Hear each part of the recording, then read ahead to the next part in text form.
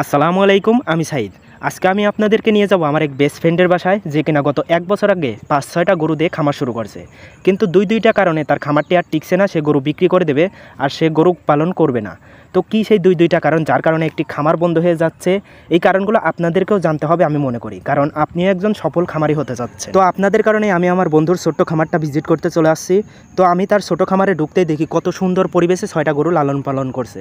কিন্তু দুঃখজনক বিষয় হচ্ছে এসব গরু আর এখানে থাকবে না, সে সব বিক্রি করে দিবে। তার গরু পালন না করার দুইটা কারণের মধ্যে একটা হচ্ছে সে বেকার অবস্থায় গরু পালন শুরু করছে, আর দুই, তার গরুগুলো লাম্পি স্কিন এলএসডি রোগে আক্রান্ত। এই রোগ সম্পর্কে আমরা কম বেশি সবাই জানি। তো প্রথমে বলি, সে বেকার অবস্থায় গরু পালন শুরু করে এখন তার খামারটা কেন বন্ধ করে দিয়েছে। তাকে অনেক রিকোয়েস্ট করার পরও সে ক্যামেরার সামনে আসলো না, কিন্তু সে আমারে একটা কথা বলল যে ভাই, গরু পালন তাদের জন্য যাদের সর্বনিম্ন দিন 500 টাকা ইনকাম আছে। তো আপনারা দেখতেই পাচ্ছেন তার খামারে ছোট বড় 6টা গরু আছে। তো এই গরুগুলোর প্রতিদিন অনেক টাকার খাবারের প্রয়োজন হয়। সে একজন স্টুডেন্ট মানুষ, এত টাকা কই পাবে? তার একটা সামর্থ্য নাই যে বাড়ির পাশে একটা জমি কিনে সেখানে ঘাস চাষ করে গরুগুলোকে খাওয়াবে, কারণ সে স্টুডেন্ট মানুষ, এই সামর্থ্য তার নাই। এই জন্য ভাই আমি আপনাদেরকে গত ভিডিওতেও বলছি যে বেকার অবস্থায় গরু পালন করতে আসেন না। আপনি একটা কাজ করতে পারেন, 2-1টা গরু দিয়ে খামার শুরু করে আপনি যে কোনো একটা চাকরিতে জয়েন হতে পারেন। চাকরিতে গিয়ে যে পরিমাণ বেতন পেলেন তার কিছু অংশ টাকা আপনি বাড়িতে দিলেন, আপনার বাবা মা সেই টাকা দিয়ে আপনার গরুকে লালন পালনের মাধ্যমে আপনার ছোট্ট খামারটাকে একটু মধ্যম পর্যায়ে নিয়ে গেল। তখন আপনি চাকরিটা বাদ দিয়ে এসে মধ্যম পর্যায়ের খামারটাকে পরিশ্রমের মাধ্যমে বড় আকারে পরিণত করতে পারেন।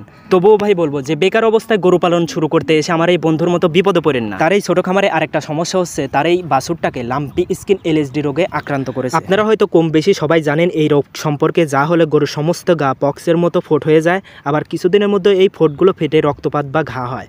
মানে লাম্পি স্কিনের এলএসডি রোগের যে সকল উপকরণ দেখা যায় তার সবগুলো এই বাছুরের মধ্যে আছে।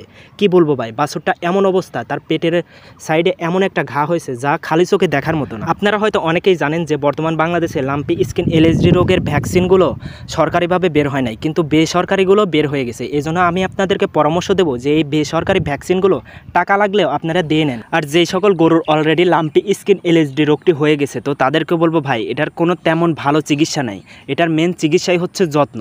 অতিরিক্ত যত্নের মাধ্যমে এই রোগ থেকে গরুকে মুক্তি পাওয়ানো সম্ভব। এই লাম্পি স্কিন রোগের যদি কোনো ওষুধ থেকে থাকে তাহলে আমি বলবো ভাই, এই লাম্পি স্কিনের কারণে গরুর শরীরে অনেক ঘা সৃষ্টি হয়। এই ঘাতে যেন পোকামাকড় না লাগে, এমনকি ঘায়ের মধ্যে যেন পোকামাকড় বাসা না বাঁধে, এই জন্য যে কোনো প্রকার ওষুধ কোনো ডাক্তারের কাছ থেকে পরামর্শ অনুযায়ী নিয়ে এসে গরুর গায়ে লাগিয়ে দিতে পারেন কিংবা গরুকে খাওয়াইতে পারেন। তো অনেক ভাইরা আছেন যারা আমার ভিডিওতে কমেন্ট করেন যে ভাই আমি 5-10 লাখ টাকা দিয়ে গরুর খামার শুরু করতে চাচ্ছি।